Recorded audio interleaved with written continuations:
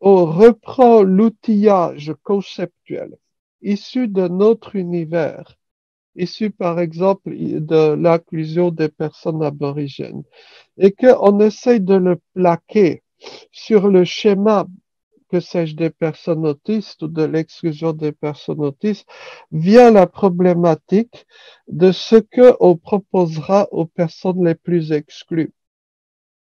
Et le pari que l'inclusion va se faire magiquement par une sorte de militantisme, on va dire cognitif, c'est-à-dire changer les états d'esprit des gens, voyez, va se faire par des méthodes qui ont fait leurs preuves, par exemple dans le domaine des minorités sexuelles. À mon avis, c'est un grand pari. Et il n'est pas certain que ce pari puisse se réaliser de façon, on va dire, réaliste dans un proche avenir. Et cela renforce un certain nombre de tensions au sein, on va dire, du petit monde de l'autisme entre les familles, entre les personnes, parce qu'il y a un certain nombre de personnes qui ne profitent pas de ce qui est mis en place et au contraire se sentent de plus en plus exclus. Donc c'est une thématique grave, à mon avis, de ne pas refaire un schéma d'exclusion dans les milieux destinés à l'inclusion, quoi. Et donc, à présent, nous allons, si vous voulez bien, essayer quelques réflexions autour de l'école. Là encore, quelques réflexions qui vont essayer d'être plus générales que à dire que nos luttes concrètes du quotidien. Ce que je veux dire par là, c'est que quand on a un souvenir un peu larmoyant d'une école à l'ancienne, ce qu'on oublie parfois dans ces souvenirs, c'est de dire que premièrement, il y avait une très forte exclusion d'enfants différents, qui n'était pas absolue. Il ne faut pas dire que, par exemple, tous les enfants autistes étaient exclus. Ce n'est pas vrai. Il y avait un certain nombre d'enfants qui réussissaient à rejoindre le wagon, quoi, ou le train, quoi, donc qui faisaient des études un peu comme n'importe qui, quoi, et qui aujourd'hui auraient été diagnostiqués autistes, mais à l'époque ne l'étaient pas. Et singulièrement, par exemple, en France, quand on discute avec des adultes, de voir à quel point on a été, faut-il dire traumatisé, peut-être certains diront que c'est un terme excessif, mais marqué par les années scolaires, quoi. Et alors, marqué au titre, on va dire, de souvenirs un peu douloureux qui reviennent à la mémoire, mais marqué dans notre compréhension du monde. Je vous donne un exemple. Cette idée que l'on a, qui est très profondément gravée dans les esprits, qu'il y aurait une hiérarchie fixe entre les humains. Et ce besoin toujours de savoir si je suis meilleur ou pire dans l'absolu que mon voisin, quoi. Est-ce que ce n'est pas en grande partie issu, on va dire, de ces souvenirs problématiques d'époque scolaire, quoi. Vous voyez, c'est une vaste question, et donc ces représentations du monde, d'ordinaire, ce sont juste des petites causeries, quoi. Mais dès lors qu'il est question de handicap, de différence parfois radicale par rapport à l'autre, ces questions acquièrent un relief tout à fait majeur. Et on pourrait presque, pardonnez, je dis de façon provocatrice, il ne faut pas le prendre à la lettre, mais on pourrait presque se demander, est-ce qu'on peut construire une société inclusive, culturellement inclusive, avec des individus qui ont connu le système scolaire, quoi. Vous voyez, c'est une vraie question.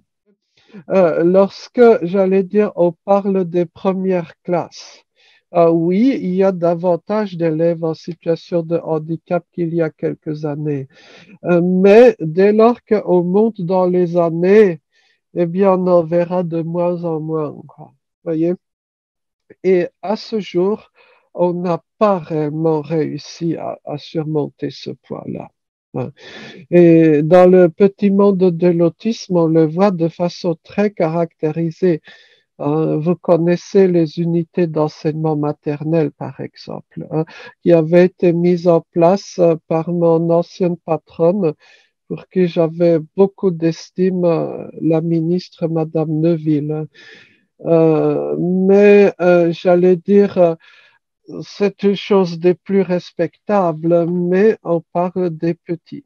Ah, bien sûr, les choses commencent quand on est petit, mais elles ne font que commencer quand on est petit.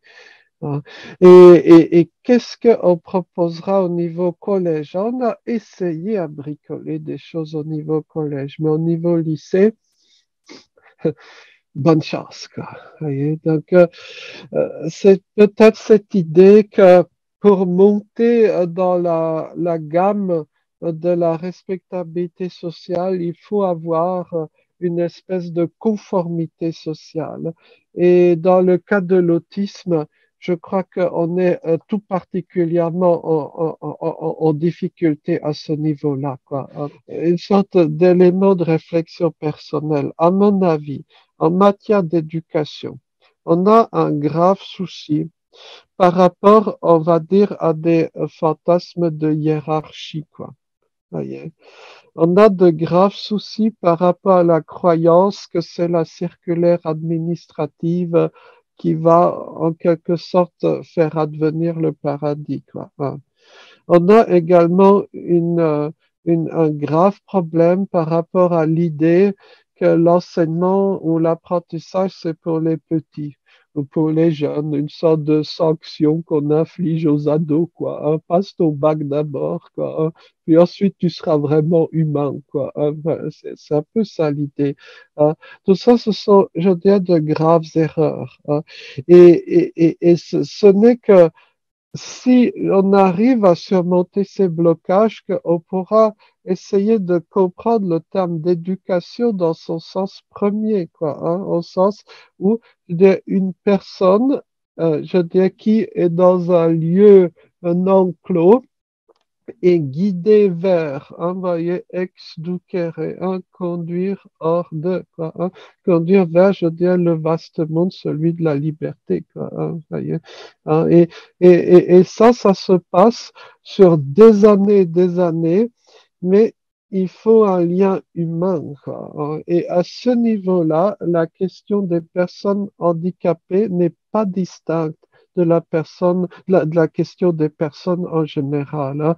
J'en suis convaincu. Et c'est peut-être à ce titre-là que rendre l'école accueillante pour tous les élèves, par exemple élèves en situation de handicap, ça servira d'abord et avant tout aux élèves qui ne sont pas handicapés, à mon avis. Bon, je m'arrête là.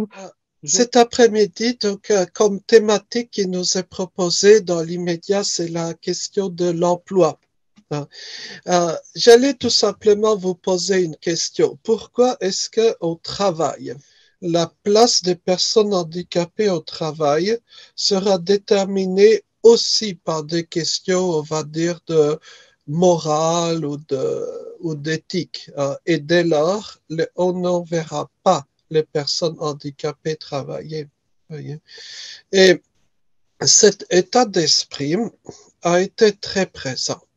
Peut-être un peu moins ces dernières années, mais je me souviens quand j'étais jeune militant, il y avait eu des confrontations. Hein. À l'époque, j'assistais à certaines des réunions et donc, par exemple, un éminent personnage aujourd'hui décédé, hein, l'ancien patron de Sésame Autisme, donc paix à son âme, quoi, hein, et moi-même, nous avions eu une sorte de petite confrontation hein, lorsque donc il avait répliqué lorsque j'avais essayé de dire de façon très timide, hein, il faut le dire, que les personnes autistes pourraient, par exemple, travailler. La réplique avait été que vous ne vous rendez pas compte de la souffrance que cause le réveil qui sonne le matin. Quoi, vous voyez? Peut-être qu'on pourrait totalement repenser ce point de vue. Hein. Parce que, tout d'abord, il faut se rendre compte que les personnes handicapées ne sont pas nécessairement plus tristes ou plus malheureuses que les gens valides. Et c'est même souvent l'inverse.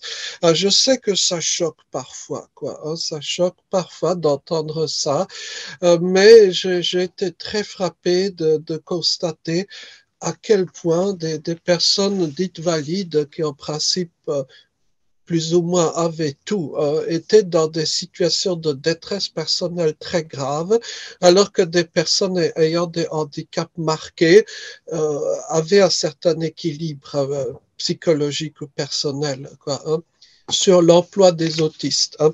Pour le moment, je fais simplement un descriptif, hein, vous voyez. C'est que les personnes autistes non seulement exercent souvent des jobs non standards, hein, c'est ce qu'on vient de dire, mais les ont obtenus par des biais non standards. Et ça se comprend. Parce que si vous suivez la façon habituelle de décrocher un emploi, eh bien, si vous êtes autiste, vous avez fort peu de chances de réussir par cette voie-là. À chaque fois que j'ai eu du boulot, c'était par une procédure de ce type.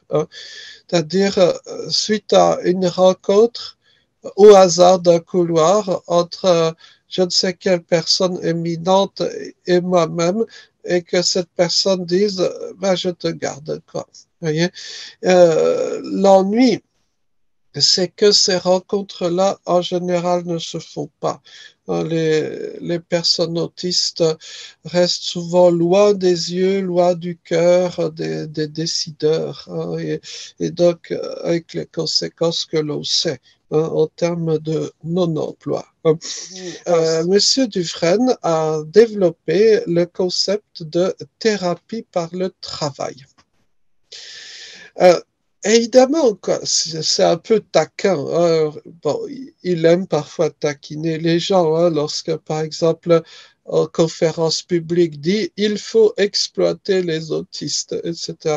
Bon, c'est un peu taquin, bien sûr, hein, mais ce qu'on peut retenir de cette notion de thérapie par le travail, hein, c'est que, à mon avis, dans la société occidentale qui est la nôtre, vous ne pouvez pas, ou sauf peut-être dans des cas totalement rares, hein, vous ne pouvez pas atteindre de fonctionnement équilibré si, j'allais dire, vous êtes totalement à l'écart du monde du travail.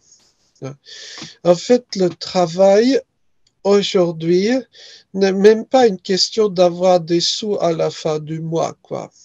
Vous voyez? C'est, je pense, et en particulier pour des personnes handicapées, une nécessité pour avoir un fonctionnement, on va dire, humain correct. Hein.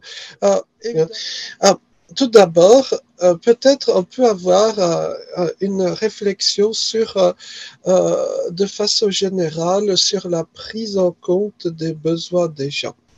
Donc, nous vivons dans un schéma qui est démocratique, ou du moins essaye de l'être. Hein. Alors, évidemment, aucune démocratie n'est parfaite. Mais pardon, dans le cas du handicap ou de l'autisme, cette question acquiert un relief très particulier parce que nous sommes habitués à avoir comme représentation que plus une voix se fait entendre, hein, plus il y a par exemple de personnes qui ont une certaine récrimination, une certaine demande, plus elles seront entendues.